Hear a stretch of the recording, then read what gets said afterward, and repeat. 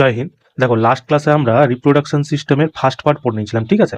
আজকে তার second part পড়বো, কিন্তু সেকেন্ড পার্ট পড়ার আগে আমরা যেটা লাস্ট ক্লাসে পড়েছিলাম সেটার একবার না চলো ফার্স্ট রিভিশন করে নিই, কেমন? দেখো, লাস্ট ক্লাসে আমরা অযৌন জনন পড়া শুরু করেছিলাম, তাই তো? অযৌন জনন কাকে বলে? মানে প্রোক্যারিওটিক জীব প্লাস এককোষী জীব যে জননটা করে তাকে অযৌন জনন বলে। এটাতে কি হয়, স্ত্রী পুরুষ হিসাবে নিজেদের দেহকে ডেভেলপ করতে পারে না। এই জন্য কি হয়, এটা একক অভিভাবক মানে সিঙ্গেল প্যারেন্ট বলা হয় এদেরকে, ঠিক আছে।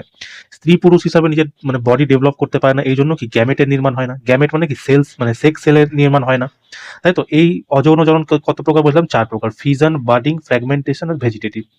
ফিজনে কি হয়, নিজের দেহ দুভাগে বিভক্ত হয়ে যায় বা অনেক ভাগে বিভক্ত হয়ে যায়। উদাহরণ কি বললাম, অ্যামিবা আর ব্যাকটেরিয়া। বার্ডিং এ কি হয়, কুড়ির মতো জায়গা থেকে একটা নতুন জীবের তৈরি হয়, হাইড্রা আর ইস্ট। ফ্র্যাগমেন্টেশনে কি বললাম, নিজের যে মানে দেহের বিভিন্ন খণ্ডিত হয়ে বিভিন্ন দিকে ছড়িয়ে যায়, তারপর সেটা পুনরুদ্ধার হয়ে যায়। এর এক্সাম্পল কি বলছিলাম, হাইড্রা, স্পাইরোগাইরা, ফ্ল্যানেরিয়া, তাই না? ভেজিটেটিভে কি বলেছিলাম, যে তুমি যদি গাছের ডাল বা কাণ্ড কেটে লাগিয়ে দাও তো সেখান থেকে নতুন গাছের নির্মাণ হয়ে যায়। যে উদাহরণ বলেছিলাম, গোলাপ, আলু, আখ, ড্রাগন ফ্রুট, তাই না? তারপরে আমরা বলেছিলাম যৌন জনন। যৌন জননে কি হয়েছিল, যৌন জননে মানে দেহ মানে মেল আর ফিমেল রূপে এটা কি ডেভেলপ হয়। ছেলেদের মধ্যে কি হয়, মানে ছেলেদের মধ্যে যে গ্যামেট সৃষ্টি হয় তাকে আমরা কি বলি, শুক্রাণু বলি। আর মেয়েদের মধ্যে যেটা হয় তাকে ডিম্বাণু বলি। এই গ্যামেট কিভাবে সৃষ্টি হয়, অর্ধসূত্রী বিভাজনের মাধ্যমে সৃষ্টি হয়। আর যখন এরা সিঙ্গেল সিঙ্গেল থাকে, এদের শরীরে হ্যাপ্লয়েড কোষের মাধ্যমে এই গ্যামেটের নির্মাণ হয়, ঠিক আছে। যখন শুক্রাণু আর ডিম্বাণু এসে মিলিত হয় তখন সেইটাকে আমরা কি বলি, জাইগোট বলি। জাইগোট কি হয়, ডিপ্লয়েড কোষের মাধ্যমে নির্মাণ হয়। এই জাইগোটের মধ্যে সমসূত্রী বিভাজন হয়, যাকে ইংরেজিতে কি বলে, মাইটোসিস। সমসূত্রী বিভাজনের মাধ্যমে একটা নতুন জীবের নির্মাণ হয়, যাকে আমরা ভ্রূণ বলি। ভ্রূণের পর তোমার যখন যতদিন ভ্রূণ মায়ের পেটে থাকে সেটাকে আমরা ভ্রূণ বলি। যখনই ভ্রূণ সেখান থেকে বেরিয়ে গেল তখন আমরা সেটাকে সন্তান বলি। সন্তান আস্তে আস্তে বয়স্ক হবে, তারপর সেটা গিয়ে মৃত্যু হয়ে যাবে। এই হলো পুরো প্রক্রিয়া। আজকে আমরা পুরুষ জননাঙ্গ যেটা টেস্টিস সেটার ব্যাপারে জানবো। আর স্ত্রী জননাঙ্গ যেটা হচ্ছে তোমার ওভারি, ইউট্রাস আর ফলোপিয়ান টিউব কিভাবে কাজ করে, এই পুরো ব্যাপারটা আজকে জানবো, ঠিক আছে। তো চলো, সবার প্রথমে আমরা পুরুষ জননক হিসেবে জেনে নিই, কেমন? চলো, দেখো, এই হচ্ছে ছেলেদের মেল রিপ্রোডাক্টিভ অর্গান, ঠিক আছে। যার মধ্যে মেন পার্ট হচ্ছে তোমার টেস্টিস, কেমন? মেন পার্ট হচ্ছে তোমার টেস্টিস। টেস্টিস, এই টেস্টিসকে বাংলাতে তোমার বৃষণ বলা হয়, বৃষণ, ঠিক আছে। টেস্টিস কি হয়, এর সংখ্যা কটা থাকে বলতো? দুটো, মানে এক জোড়া থাকে, দুটো থাকে। এটা এই টেস্টিস হতে দেখতে অনেকটা এরকম ডিম্বাকৃতি দেখতে হয়, ইংরেজিতে বলে ওভাল, ঠিক আছে। দেখতে যদি কেমন বলা হয়, ওভাল, OVAL, ওভাল। বাংলাতে বলে ডিম্বাকৃতি। এই ওভাল যে আছে না, এই ওভালটা বিভিন্ন খণ্ডে বিভক্ত থাকে, একটা খণ্ড, দুটো খণ্ড, তিনটা খণ্ড, চারটা খণ্ড, এরকম 4-5টা খণ্ডে বিভক্ত থাকে। এই যে খণ্ডগুলোর যে মাঝখানে দেখছো, এই নীল কালারের দেখছো কিনা, এই নীল কালারের মধ্যে এই লোবগুলোতে মানে এই লোবে এই নীল কালার যেটা দেখছো সেটা পাতলা একটা নলের মতো সংরচনা হয়, যাকে আমরা কি বলি, সেমিনিফেরাস টিউবালস, ঠিক আছে। বৃষণের কাজ কি হচ্ছে, বৃষণের কাজ তোমার স্পার্ম নির্মাণ করা, স্পার্ম নির্মাণ করা প্লাস কি, মেল সেক্স হরমোন। এই দুটোর নির্মাণের কাজ হচ্ছে টেস্টিসের। কিন্তু টেস্টিসের মধ্যেও যদি বলে, কি যদি একটু ভেতর থেকে তোমাকে প্রশ্ন জিজ্ঞেস করে টেস্টিসের মধ্যেও কোন ভাগ তোমার স্পার্ম নির্মাণ করে, তো বলবো যে এই যে বিভিন্ন মানে যেই চাপ খণ্ড বিভক্ত থাকে, খণ্ডগুলোর মাঝখানে একটা নলের মতো সংরচনা থাকে, সেই নলটার নাম হচ্ছে সেমিনিফেরাস টিউবালস। এই হচ্ছে আমাদের স্পার্ম নির্মাণ করে। এই সেমিনিফেরাস আগে গিয়ে দেখো, এই যে দেখছো না, এই বাইরে সেমিনিফেরাস টিউবালস কি হয়, বাইরে এরকম গোল গোল গোল গোল মানে বৃষণের চারিদিকে এরকম গোল গোল সংরচনা তৈরি করে, মানে ঘিরে থাকে। এই যখন ঘিরে থাকছে তখন এটার নাম হয়ে যায় তোমার এপিডিডমিস, কেমন? এটার নাম কি হয়ে যায় তোমার, এপিডিডমিস। এপিডিডমিস, ঠিক আছে, ডিডমিস, এটা মনে রাখবা। এবার দেখো, এই এপিডিডমিস কি হয়, এরকম চারদিকে ঘিরে আছে, তো ঘিরে থাকার ফলে আগে গিয়ে একটা, এই দেখো, আগে যে যাবে ঘিরে আছে, আগে গিয়ে এরকম একটা নলের মতো সংরচনা তৈরি করে, ঠিক আছে। এই যে নলের মতো সংরচনা তৈরি করছে এটাকে আমরা বলছি স্পার্ম ডাক্ট। কি বলি, sperm duct, SPERM, sperm duct মানে শুক্রাণু নালী, শুক্রাণু নলী, ঠিক আছে। এখান দিয়ে কি হয়, যখন এর মধ্যে দিয়ে শুক্রাণু তৈরি হয় টেস্টিসের মাধ্যমে, টেস্টিসের মেন কাজ কি, শুক্রাণু তৈরি করা। এই যে শুক্রাণু নির্মাণ হচ্ছে, এটা এই লাইনের মাধ্যমে মানে এই পাইপের মাধ্যমেই সামনের দিকে এগায়। এই যে পাইপ দিয়ে সামনের দিকে এগোচ্ছে এটাকে আমরা বলে দিই ভ্যাস ডিফারেন্স। এটাকে আমরা কি বলি? দেখো ভ্যাস ডিফারেন্স দেখছো এখান দিয়ে, এই দেখো এটা হচ্ছে ব্রিসন মানে টেস্টিস, এইটা দেখো এপিডিডমিস আছে উপরে গাঁঠের মতো, এখান দিয়ে দেখো একটা নলের মতো সংরচনা তোমাদের চলে গেছে, এই দেখো চলে গেছে। এই যে এটার যে নাম হচ্ছে এটা কি বলে? ভ্যাস ডিফারেন্স। আর সংখ্যায় কটা বললাম? দুটো, একটা এই সাইডে আছে একটা ওই সাইডে আছে। তো দুটো দুটো এরকম গিয়ে এই নলের মতো সংরচনা যেখান দিয়ে স্পাম তোমার যাচ্ছে কি হচ্ছে? Vas deferens. এইবার দেখো এই যে টেস্টিস আছে, এই টেস্টিসটা দেখো একটা থলির মতো সংরচনাতে মধ্যে ঢুকানো থাকে, যেটা কি শরীরের বাইরের দিকে ঝুলে থাকে, তাই না? একটা ব্যাগের মতো অংশ যার মধ্যে টেস্টিস রাখা থাকে। এটা কেন? এই যে যখন মানে মানে বাচ্চারা ছেলেরা মায়ের পেটে থাকে তখন কি হয়? এই যে এই দেখছো ব্যাগটা, এই ব্যাগটা তৈরি হয়ে থাকে, ঠিক আছে? কিন্তু টেস্টিসটা কি থাকে? এটা বাইরে বেরিয়ে থাকে না, এটা ভেতরের দিকে থাকে, মানে পেটের ভেতরে থাকে। কার? সেটা হচ্ছে যেই বাচ্চারা আছে তা। এবার যখন জন্মের ঠিক আগে এই টেস্টিসটা এই ব্যাগের মধ্যে চলে আসে, ঠিক আছে? এই ব্যাগটার নাম যদি তোমাকে জিজ্ঞেস করে, এই ব্যাগটার নাম হচ্ছে স্ক্রোটাম। SCROTUM, স্ক্রোটাম, ঠিক আছে? স্ক্রোটামে কি হয়? এটাকে বাংলাতে তোমার বলে অন্ডকোষ। অন্ডকোষ, ঠিক আছে? অন্ডকোষ। এটা বাইরে ঝুলে থাকার কারণ কি? এটা বাইরে তোমার ঝুলে থাকার কারণ হচ্ছে এর মধ্যে, এক সেকেন্ড, দেখো আমাদের শরীরের টেম্পারেচার কি হয়? 37 ডিগ্রি সেন্টিগ্রেড। কিন্তু স্পার্ম নির্মাণের জন্য তোমার 34 থেকে 35 ডিগ্রি টেম্পারেচার দরকার, ঠিক আছে? এর থেকে যদি বেশি হয়ে যায় টেম্পারেচার তাহলেও স্পার্ম নির্মাণ হবে না, এর থেকে যদি কম হয়ে যায় তাহলেও তোমার স্পার্ম নির্মাণ হবে না। এই টেম্পারেচারটা দরকার। এবার শরীরের ভেতরে আমাদের 37 ডিগ্রি সেন্টিগ্রেড তাপমাত্রা, এই জন্য এটা শরীরের বাইরে বেরিয়ে থাকে। এই শরীরের বাইরে কি হয়? মানে যা নর্মাল আমাদের হিউম্যান টেম্পারেচার তার থেকে 2-3 ডিগ্রি কম থাকে, তার মানে কি স্পার্মটা সেখানে খুব অনায়াসে তৈরি হয়ে যায়, ঠিক আছে? এই যে এই ব্যাগ মানে এই থলিটা যে বাইরের দিকে চলে, এ তো তাপমাত্রা নিয়ন্ত্রণের কাজ করছে। তাপমাত্রা নিয়ন্ত্রণের জন্যই মানে ছেলেরা এই জিনিসটা তোমরা ভালো বুঝতে পারবা, যে দেখবা শীতকালে এই ব্যাগটা কি হয়? সংকুচিত হয়ে যায়, সংকুচিত হয়ে কি শরীরের সাথে সেটে যায়। গরমকালে কি হয়? এই ব্যাগটাই নিচের দিকে ঝুলে যায়, তাই না?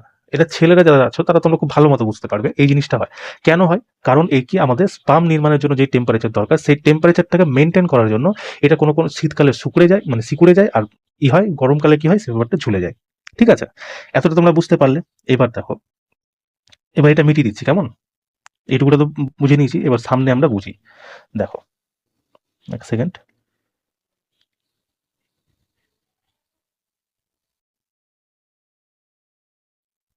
দেখো ছেলেদের কি হয়? এই যে আমরা এখান থেকে যে এই নলিটা বেরাচ্ছে এখান দিয়ে স্পার্ম তো যাচ্ছে, তাই না? এখান দিয়ে স্পার্ম যাবে, স্পার্ম গিয়ে এই রাস্তাটা হয়ে তোমার পেনিসের মাঝখানে কি এটা দিয়ে বেরিয়ে যাবে, এই পুরো প্রসেসটা হবে। কিন্তু এখানে একটা কন্ডিশন হয় কি, এই যে দেখছো ইউরিনারি ব্লাডার, মানে আমাদের যেটা মানে ইউরিনারি ব্লাডারকে কি বলে? মানে মূত্রের থলি, যে মূত্রথলি যেটা আছে সেখান থেকেও দেখো একটা নল এখান দিয়ে বেরিয়ে এই লাইনের সাথে মিলে গেছে। এর মানে কি বোঝা যাচ্ছে? যে এর মানে এটাই বোঝা যাচ্ছে যে ছেলেদের স্পার্ম বের হওয়ার আর বাথরুম বের হওয়ার একটাই রাস্তা।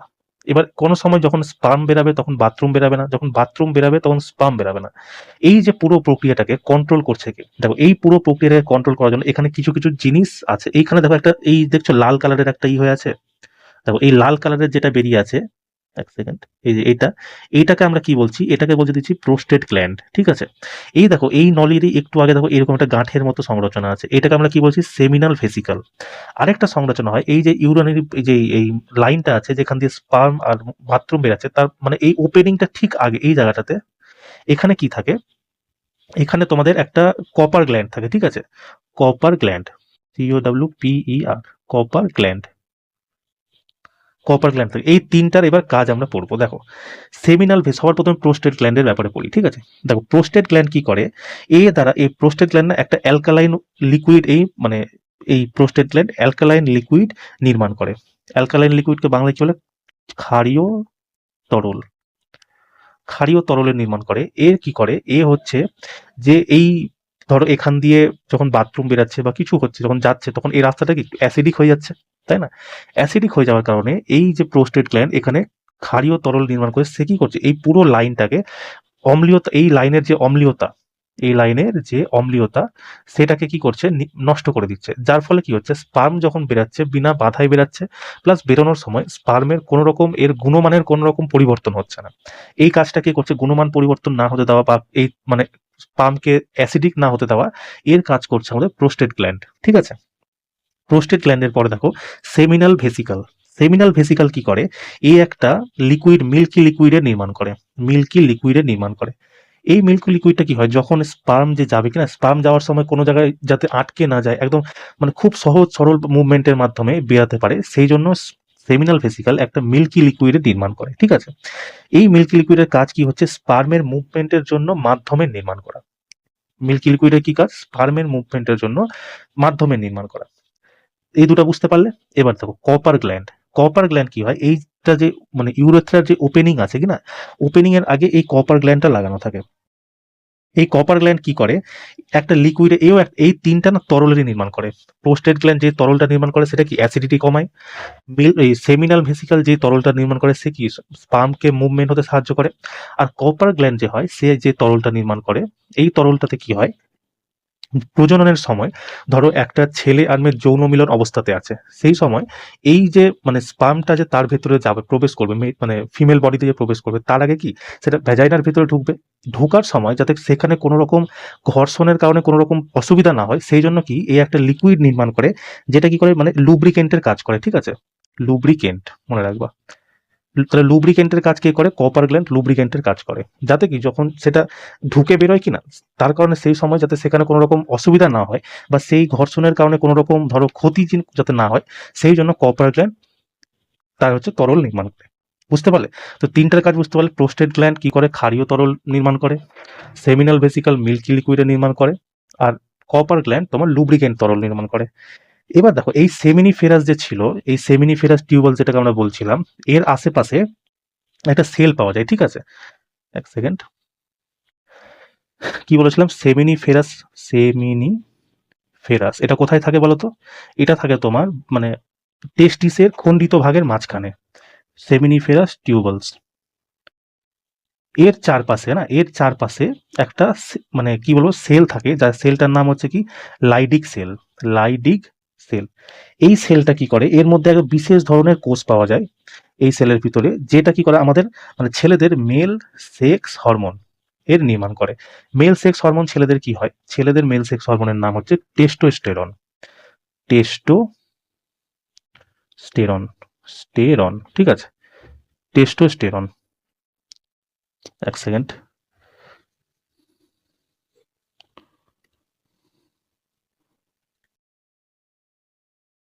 টেস্টোস্টেরন, এটা হচ্ছে মেল সেক্স হরমোন।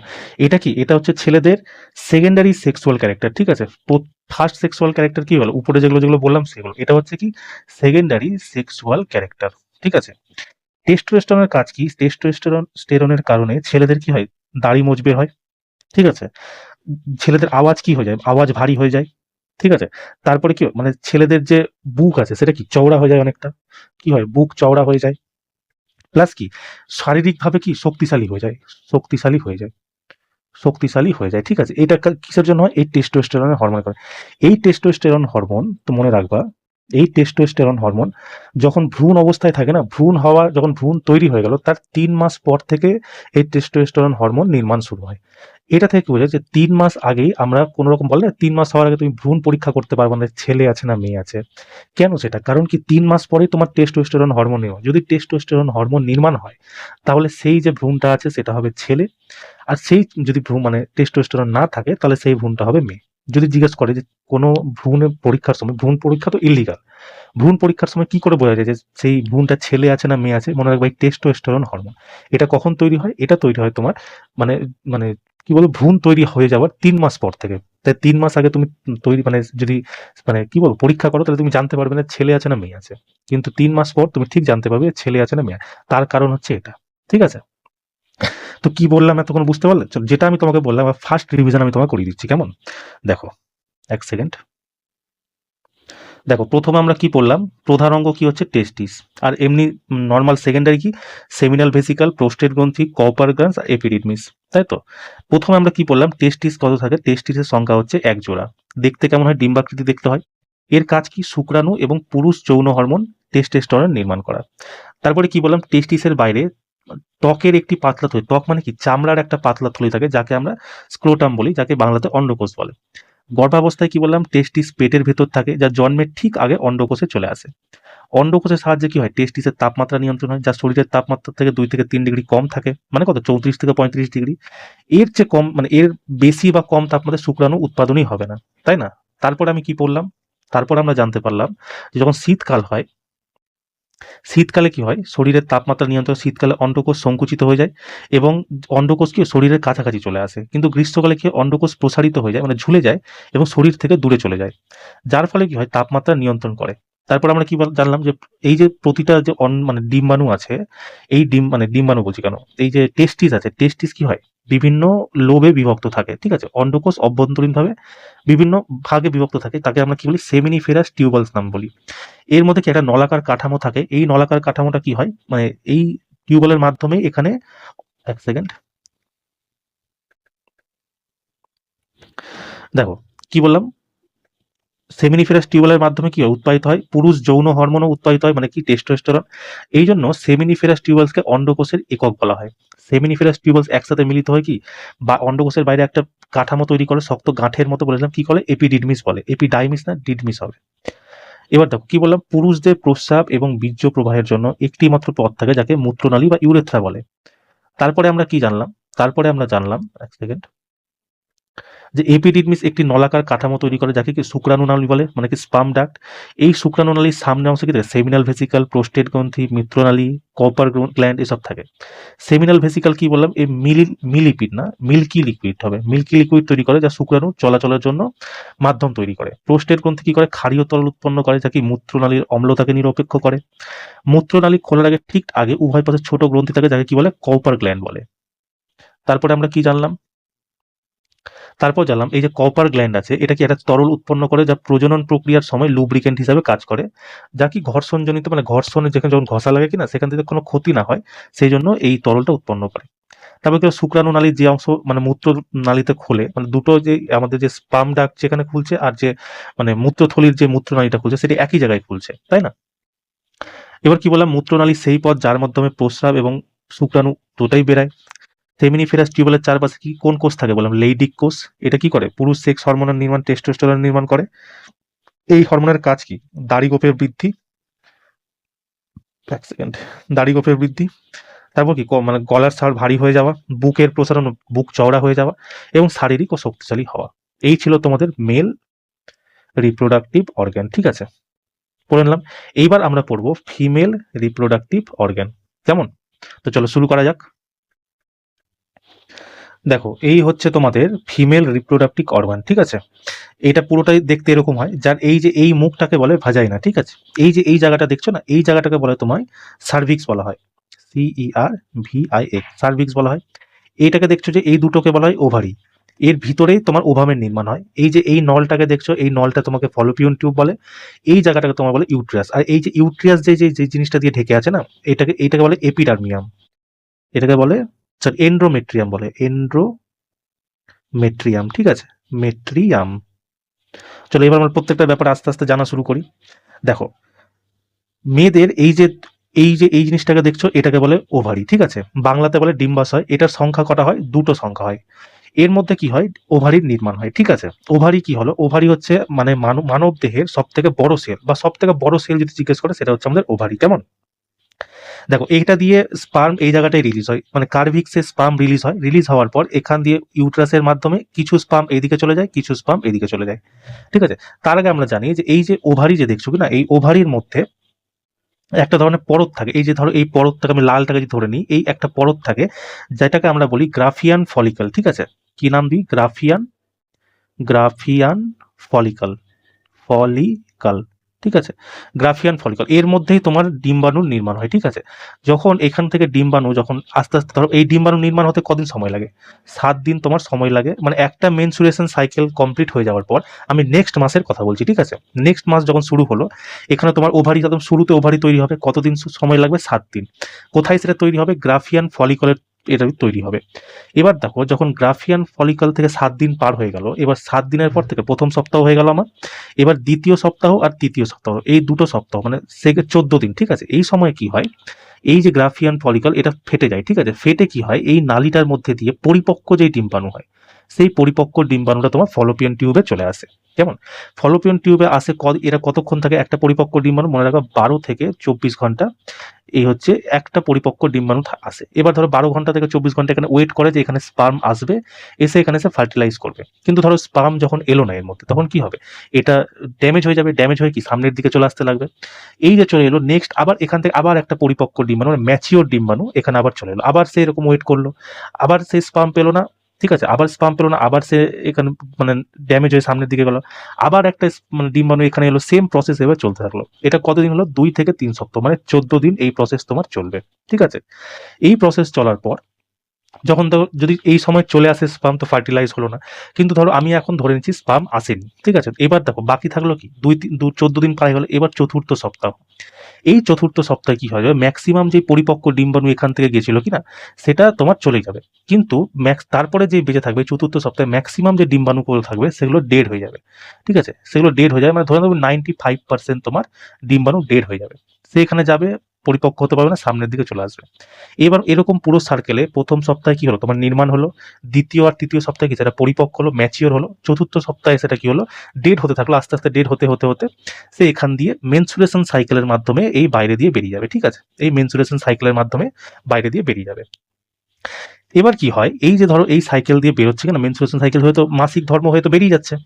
এবার হয়ে যাওয়ার পর যখন একটা মাসে এই ধরো প্রথম মাসে ধরো আমি যেই মাসটার কথা বলছি এইখানে ডিম্বাণু তৈরি হয়েছে, ঠিক আছে।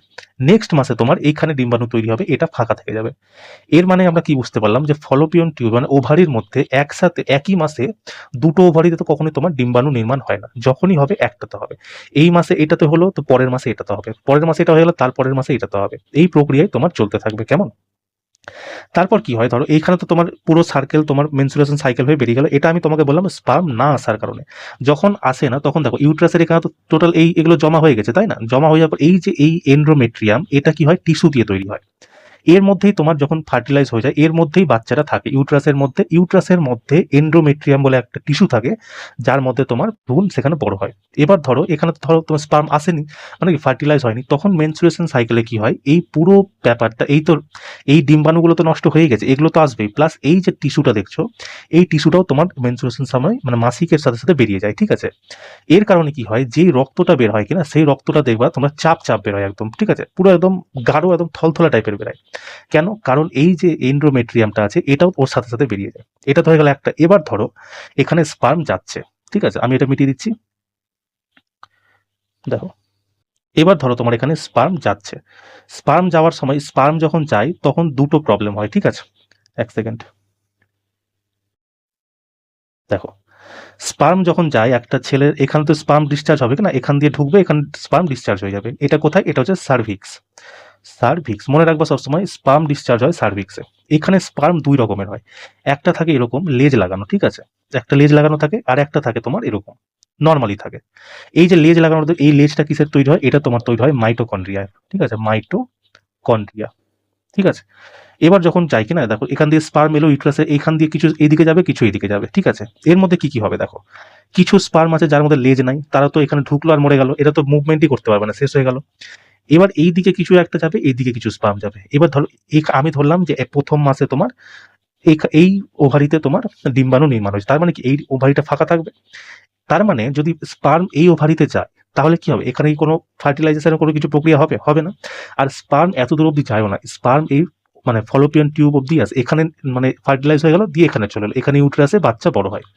এবার দেখো যখন এখানে অর্ধেক স্পাম এদিকে গেল, তো অর্ধেক স্পামের কাজ শেষ, মানে ধরো 100% স্পাম বেরোলো, তার মধ্যে 50% থেকে লেজওয়ালা, 50% থেকে লেজ ছাড়া, 50% তো অলরেডি চলে গেল।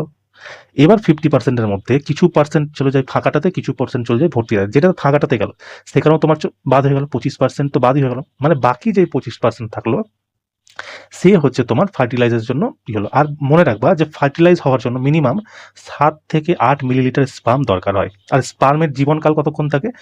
20 মিনিট। 20 মিনিটের পর স্পার্ম হয়ে যায়, নষ্ট হয়ে যায়, ঠিক আছে। তো কি হলো, স্পার্ম এখানে চলে গেল, ফার্টিলাইজ হয়ে গেল, নিয়ে এই জায়গাটায় কি তোমার বাচ্চার নির্মাণ হয়ে গেল, ঠিক আছে। এবার কি হলো, ধরো এই যখন শেষ হয়ে গেল, এইখানে ওভামের ফার্টিলাইজ আর চতুর্থ সপ্তাহ তোমার কমপ্লিট, সব ডিম্বাণু এখান থেকে বেরিয়ে গেছে।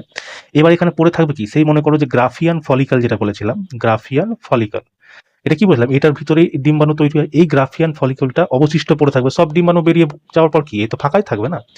এই যে গ্রাফিয়ান ফলিকল, এটাই তোমার পরবর্তীকালে ফিমেল সেক্স হরমোন এর নির্মাণ করে দিবে। ফিমেল সেক্স হরমোন দুই প্রকার হয়, একটা হয় ইস্ট্রোজেন, একটা হয় প্রোজেস্টেরন, ঠিক আছে, এ দুটা মনে রাখবা। তো দেখো কি বললাম যে এখান তো স্পার্ম গেল, ফার্টিলাইজ হয়ে গেল, সবকিছু হয়ে গেল, এবার ফার্টিলাইজ হয়ে গেল, বাচ্চাও তৈরি হয়ে গেল, ঠিক আছে। এইবার এখানে যখন সব ডিম্বাণু বেরিয়ে গেল, তখন কি যে অবশিষ্ট যে ফলিকল মানে গ্রাফিয়ান ফলিকলটা পড়ে থাকলো, সেটাও তোমার হচ্ছে তোমার কি দুটো হরমোনের মানে ফিমেল হরমোনের নির্মাণ করে দিল, ঠিক আছে। এই সব কিছু যে হলো, এই সব কিছু হওয়ার মাঝখানে তুমি দুটো জিনিস দেখো, প্রথম সপ্তাহে কি হলো, এইখানে তোমার একটা সময়কাল শেষ হয়ে গেলো 1 মাসের, নেক্সট সময়কাল যখন শুরু হবে তখন আবার নতুন করে ওভারি তৈরি হবে, আবার 14 দিন সেটা পরিপক্ক হবে, তারপর আবার লাস্টের 7 দিন সেটা ডেড হবে, দিয়ে আবার বেরিয়ে যাবে, এই সাইকেলই চলতে থাকবে। তো দেখো প্রথম সপ্তাহে নির্মাণ হলো, এখানে কি ইম্যাচিওর ডিম্বাণু থাকে 2 নাম্বার আর 3 নাম্বার, এই দুটো সপ্তাহ এখানে পুরো ম্যাচিওর ডিম্বাণু থাকে।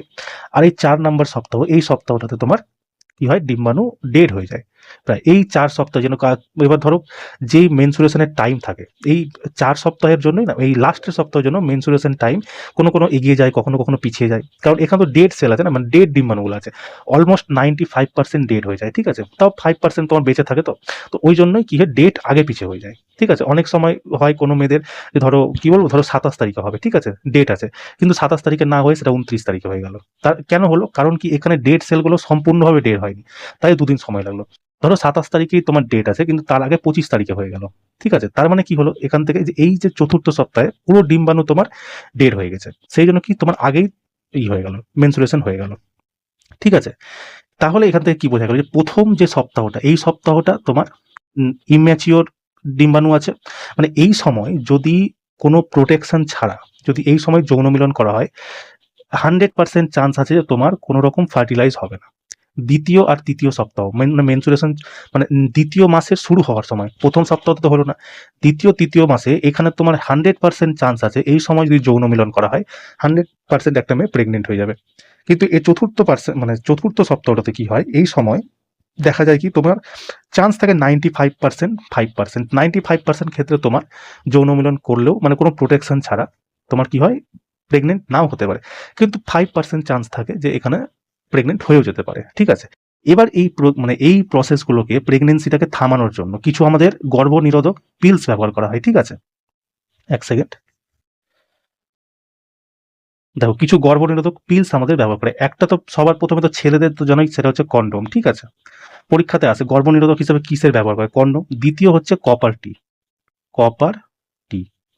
ঠিক আছে, কপার টি। এই কপার টি কি হয়, এই যে এই জায়গাটা দেখছো, এই জায়গাটাতে তোমার কপার টি লাগানো হয়, এখানে টি এর একটা টি আকৃতির একটা তামার একটা যন্ত্র, যেটা এখানে এর উপরে কি সিলিকনের একটা পরত চড়িয়ে দেওয়া হয়, দিয়ে মেয়েদের ভেতরে এখানে এটা করে দেওয়া হয়, ফিক্স করে দেওয়া হয়। এটা কি করে, যে আমাদের ছেলেদের যে শুক্রাণু আছে, ঠিক আছে, শুক্রাণুর এই লেজটা মাইটোকন্ড্রিয়া, এ যখনই তামার সংস্পর্শে আসে না, এর পুরো শেষ হয়ে যায়, মানে পুরো এর যে ক্ষমতা পুরোটাই শেষ হয়ে যায়। সেই জন্য এখানে কপার টি এর ব্যবহার করা হয়, যাতে এখানে যদি শুক্রাণুটা যদি পৌঁছেও যায়, টিতে লেগে মানে এই তামাতে লেগে তার পুরো ক্ষমতাটা যাতে ডেড হয়ে যায়, সেই জন্য কপার টি ব্যবহার করা হয়, প্লাস কন্ডোমেরও ব্যবহার করা হয়। এবার দেখো এই যে এখানে ফার্টিলাইজ হয়ে যাওয়ার পর এখানে তো বাচ্চাটা আছে, তো এবার বাচ্চাটার তো খাওয়া দাওয়ার দরকার, তাই না? যে বাচ্চাটা যদি খাওয়া দাওয়া না করে তো সার্ভাইভ করবে কি করে, তো খাওয়া দাওয়া কি করে, মা যেটা খায়, সেই মায়ের যে নিউট্রিয়েন্টস গুলো, সেই নিউট্রিয়েন্ট, এখন মা ধরো ভাত খাচ্ছে, তার মানে এটা থোড়ে যে বাচ্চাও ভাত খেয়ে নিবে না, ভাতের মধ্যে যে নিউট্রিয়েন্টস আছে যেমন কার্বোহাইড্রেট, সেটা বাচ্চা নিয়ে নিবে। মা ধরো কোনো ফল খাচ্ছে, লেবু খাচ্ছে, তো লেবুর কি রস খাবে না, যে সাইট্রিক অ্যাসিড আছে সেটা বাচ্চাটা নিয়ে নিবে। এই যে জিনিসটা নিবে সেটা নিবে হচ্ছে প্লেসেন্টা দিয়ে, ঠিক আছে, প্লেসেন্টা। মনে রাখবা, একটা বাচ্চা যখন ভ্রূণ থেকে একটু বড় হয় না, 3 থেকে 4 মাস পরই বাচ্চাটার পুরো বডির সবকিছু কাজ করতে শুরু করে, আর এই কাজটা করে কি প্লেসেন্টার মাধ্যমে। যদি প্লেসেন্টাকে বন্ধ করে দেওয়া হয়, বাচ্চাটা ভেতরেই শেষ হয়ে যায়, ঠিক আছে। এই প্লেসেন্টা কেমন হয় দেখো, দেখো এই জিনিসটা দেখছো, এটা হচ্ছে প্লেসেন্টা। এই প্লেসেন্টার মাধ্যমেই বাচ্চা মা যা খাবার খায় তার নিউট্রিয়েন্টসগুলো এখানে চলে আসে। এই প্লেসেন্টার মাধ্যমে বাচ্চাও তো নিজের মানে মল ত্যাগ করে কিনা, এই প্লেসেন্টার মাধ্যমেই সেটা বাইরে বেরিয়ে যায়। কেমন? এই যখন বাচ্চা যখন এটা ভ্রূণ অবস্থায়, তখন ভ্রূণ অবস্থাতে এরকম থাকে, ঠিক আছে? তখন এই দেখো ছোট ছোট পা, মাথা এরকম কুঁকড়ে থাকে, এরকম হয়। আস্তে আস্তে যখন বয়স হয়ে যায় 9 মাস বা যতদিন সময় থাকে, সেই সময়টার পরে বাচ্চাটা এরকম নির্মাণ। যখন বাচ্চাটাকে বের করা হয় ইউটেরাস থেকে, তখন দেখো এই যে দেখো প্লেসেন্টা এর সাথে জড়িয়ে আছে, দেখছো? এই প্লেসেন্টাটা এর সাথে জড়িয়ে আছে। এই প্লেসেন্টাটা কি হয়, এখান থেকে কেটে দেওয়া হয়। তোমাদের পরীক্ষাতে আসে যখন ভ্রূণ অবস্থায় বাচ্চা খাওয়া দাওয়ার জন্য কি মানে কিসের মাধ্যমে খাওয়া দাওয়া করে, তখন তোমরা মনে রাখবা প্লেসেন্টার মাধ্যমে। ঠিক আছে? বুঝতে পারলাম এতটা কি বললাম?